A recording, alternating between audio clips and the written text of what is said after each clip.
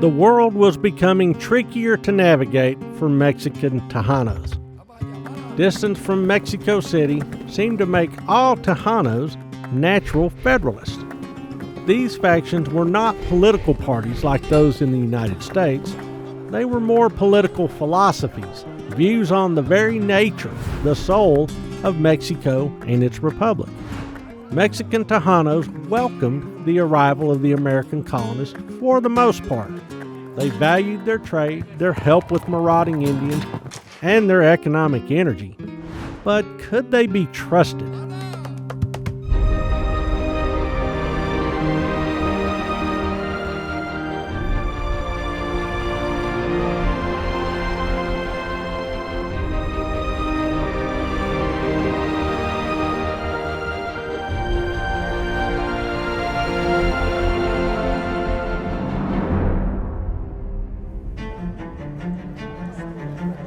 If things went poorly in Tejas, these American newcomers could simply head right back over the Sabine River to lives in their homelands of Georgia, Alabama, and Tennessee.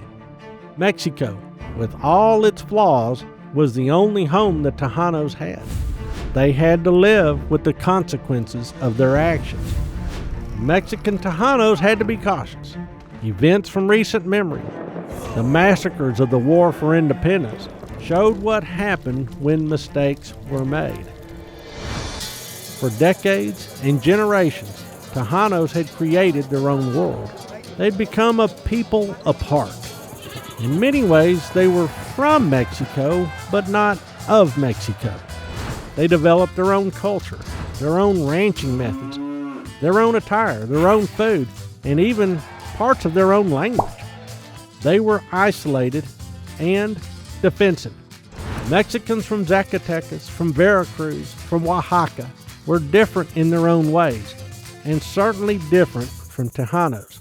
Tejanos were frontiersmen, in much the same way Daniel Boone had been in the story of the United States. Tejano settlements lay largely apart from those of the new American colonies. When American immigrants interacted with Mexican Tejanos, relations were mostly friendly. In truth, Tejas was a big place, and the people of two nations rarely interacted. Established and educated Tejanos mostly supported American immigration. They recognized the economic benefit of this program, and some invested in the cotton trade these newcomers developed. Families like the Navarros, the Seguins, and the Musquis in Bear were opinion leaders. The large De Leon clan in Victoria had influence as well. At La Bahia, Miguel G. Zaragoza and his wife Maria Seguin had just welcomed a son, Ignacio, to the family. What would Tejas be like when he grew up? Perhaps as it was now, just more developed. Tejanos may have favored federalism, but they were always Mexican nationalists, and many had suffered a lot to bring about the nation's independence. The question remained, were the American colonists willing to also become true Tejanos? These immigrants needed to fully embrace their new country. They needed to realize that Tejas was not an extension of the United States. They needed to adapt their culture, their language, their religion, their politics, and their lives to fit in.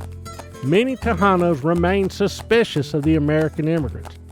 They seemed to make untrustworthy Mexicans. Would they ever make good Tejanos? Hard choices remain.